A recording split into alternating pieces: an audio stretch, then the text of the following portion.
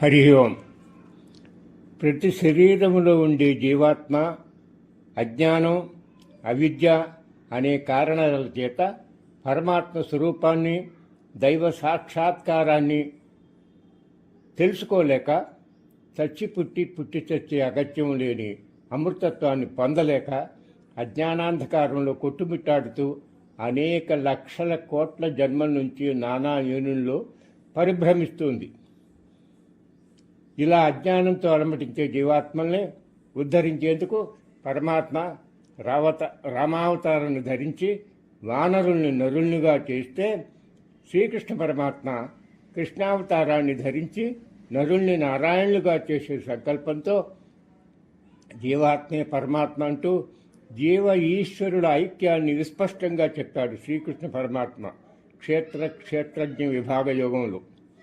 అదే జ్ఞానం అయితే అటువంటి జ్ఞానం రావాలంటే ఉన్న అజ్ఞానం పోవాలి. వెలుతురు రావాలంటే చీకటిని పోగొట్టే ప్రయత్నం చేయాలి. అర్జునుడికి పరమాత్మ ఈ 13వ అధ్యాయంలో చేసిన అఖండ జ్ఞానబోధే మానవాళికి మార్గదర్శనం. ఈ అఖండ అద్వైత జ్ఞానామృతాన్ని ఆప్యాయంగా స్వీకరించి సాధకులు అమరులు కండి, అజ్ఞానాన్ని అంతమొందించుకోండి. అఖండ పరమాత్మ అనుగ్రహించుగాక. అధ్యాయాన్ని ప్రారంభిస్తూ అర్జునుడు అడుగుతున్నాడు పరమాత్మని 11:3లో. అధ్యాయాన్ని ప్రారంభిస్తూ అర్జునుడు పరమాత్మను ప్రశ్నిస్తున్నాడు. 13:1 శ్లోకంలో అర్జున ఉవాచ ప్రకృతిం పురుషం చైవ క్షేత్రం క్షేత్రజ్ఞమేవ చ ఏతద్వేదితుమిచ్ఛామి జ్ఞానం జ్ఞేయంచ కేశవ. అంటే, ఓ కేశవ, ప్రకృతి, పురుషుడు, క్షేత్రము, క్షేత్రజ్ఞుడు, జ్ఞానము, జ్ఞేయము, వీటన్నింటి స్వరూపాన్ని చక్కగా నేను తెలుసుకోగోరుతున్నాను. అంటే ఈ 6 విషయాల గురించి నాకు వివరంగా బోధించు అని అర్జునుడు పరమాత్మని అడిగాడు. అర్జునుడు అడిగిన ఈ 6 ప్రశ్నలకు పరమాత్మ చెప్పే సవివరమైన సమాధానమే ఈ అధ్యాయానికి అంతటికీ మూల వస్తువు. ఇక్కడ ప్రకృతి అన్న, క్షేత్రం అన్న ఒకే అర్థం. ఇది మొదటి విషయం. ఇలానే పురుషుడన్నా, క్షేత్రజ్ఞుడన్నా, జ్ఞేయం అన్న అర్థం ఒక్కటే. ఇది 2వ విషయం. జ్ఞానం అనేది 3వ విషయం.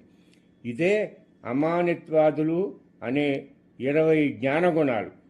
జ్ఞేయంలో ప్రవేశించడానికి, అంటే భగవంతునిలో ప్రవేశించడానికి అది మనం అర్థం చేసుకోవాలి. ఈ 20 జ్ఞానగుణాలే, సుగుణాలే ప్రతి సాధకునకు కావలసిన అర్హతలు. ఈ అర్హతలు ఉంటే మనం పరమాత్మనే అర్థం చేసుకుని పరమాత్మలో ప్రవేశించవచ్చు. కాబట్టి అర్జునుడు ఈ శ్లోకంలో అడిగిన ప్రశ్నలన్నింటిలోకి జ్ఞానం, జ్ఞేయం అనే ఈ 2 ప్రశ్నలే అతి ముఖ్యమైనవి. ముముక్షువులకు ఈ 2 అత్యంత ఆవశ్యకాలు. జ్ఞానికి ఉండవలసిన ఈ గుణాలే, 20 సుగుణాలే జ్ఞానం అనేది అని మనం సాధకులు గ్రహించాలి.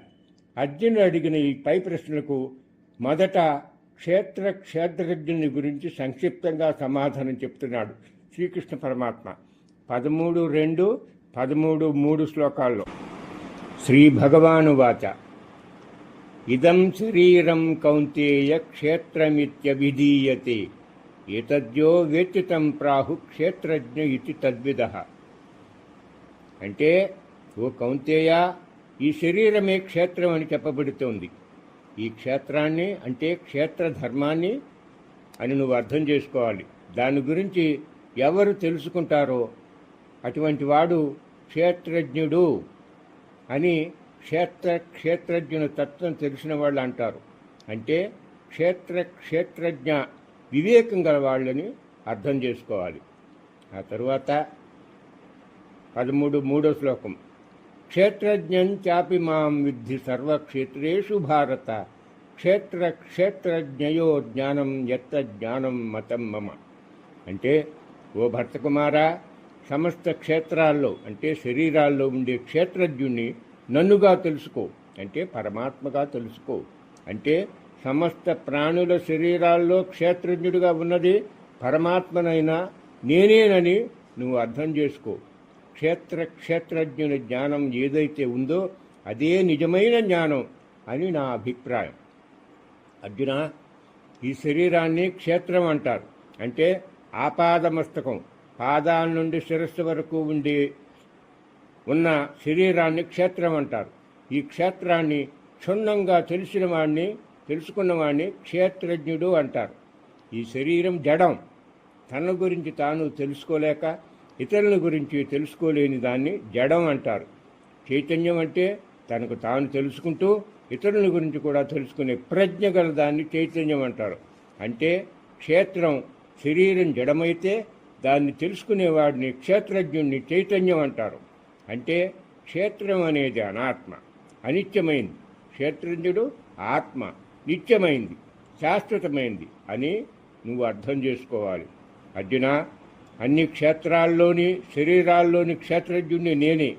అంటే అండజ, పిండజ, ఉద్భిజ, ఛేదజాతి క్షేత్రాలన్నింటిలోనూ పరమాత్మనైన నేనే క్షేత్రజ్ఞుడుగా ఉన్నాను. అది నువ్వు గ్రహించడమే నిజమైన జ్ఞానం. అందుకే క్షేత్రజ్ఞం చాపిమాం విద్ధి అని 13 శ్లోకంలో చెప్పాను.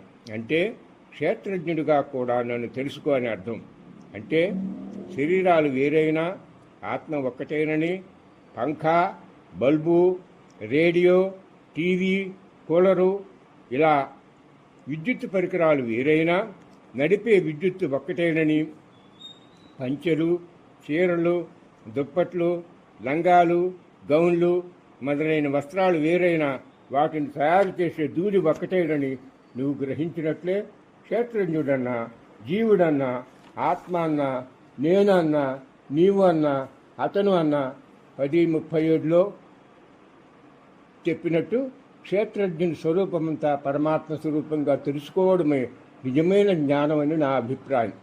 కుంతీకుమార, క్షేత్రజ్ఞుని గురించి చెప్పిన మీద వాటి మధ్య ఉండే సంబంధ జ్ఞానాన్ని గురించి కూడా చెప్తాను విను అంటూ 13:4, 13:5 శ్లోకాలని బోధించబోతున్నాడు పరమాత్మ అర్జునుడికి. ఆ శ్లోకాలు ఒకసారి చదువుకుందాం. 13:4 తక్షేత్రం యచ్చయాదృక్ష యద్వికార్యతశ్చయత్ సచయోయత్ ప్రభావశ్చ తత్సమాసయనమేశ్వరుడు.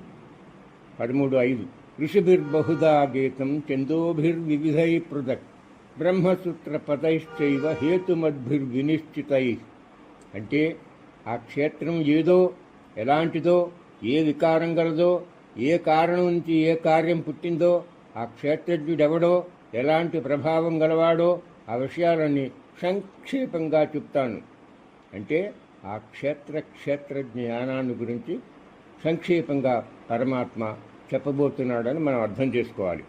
ఋషుల చేత అనేక విధాలుగాను, ఋషులంటే వశిష్ఠాది ఋషులని అర్థం చేసుకోవాలి. నానా విధాలైన వేదాల ద్వారాను, అంటే 4 వేదాల చేత నానా ప్రకారాలుగా అని మనం అర్థం చేసుకోవాలి. అనేక హేతుబద్ధమైన యుక్తియుక్తులతోనూ సంశయరహితంగాను నిశ్చయింపబడిన బ్రహ్మసూత్ర వాక్యాల చేత కూడా ఈ క్షేత్రజ్ఞుల స్వరూపం చెప్పబడింది. అర్జున, క్షేత్రం అంటే ఏమిటో ముందు తెలుసుకుంటే క్షేత్రం కానిది క్షేత్రజ్ఞుని స్వరూపం అనేది అర్థమవుతుంది. సాధారణంగా ఆలోచిస్తే క్షేత్రం అంటే ఏమిటి, ఎలాంటిది, అందులో ఏర్పడే వికారాలు, మార్పులు ఎలాంటివి, క్షేత్రానికి సంబంధించిన జ్ఞానం ఏమిటి అనేవి స్పష్టంగానే తెలుస్తుంది.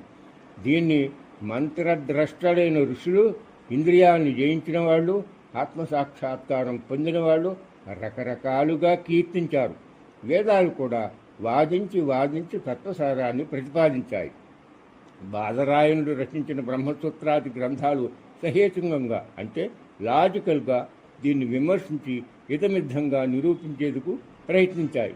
అంటే ఈ క్షేత్రజ్ఞుల జ్ఞానం శాస్త్రాల ఆధారంగా ప్రామాణికంగా బాగా నిశ్చయింపబడ్డాయి అని చెప్పడంలో అవి పరమ సత్యాలనేది భగవానుని వాక్యాల ద్వారా స్పష్టమవుతుందని మనం అర్థం చేసుకోవాలి.